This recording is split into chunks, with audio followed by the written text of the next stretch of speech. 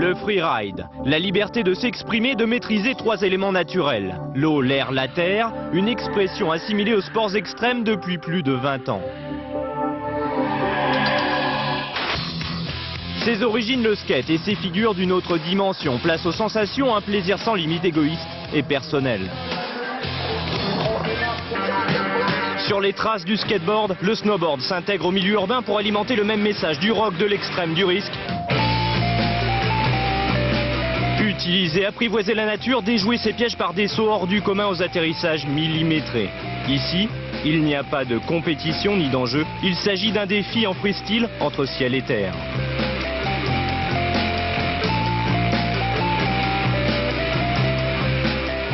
En surf, on ne parle pas de sport mais de légende. Réussir une performance, c'est avoir du style, de l'engagement ou tout simplement survoler et dominer les éléments.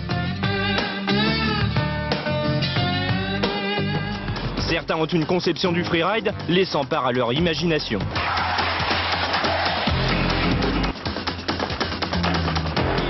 Eric Baron, l'homme de tous les records en VTT.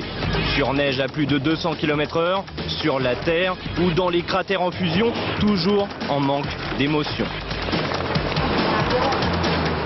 On a besoin de liberté, de sensation, de pouvoir évoluer dans un...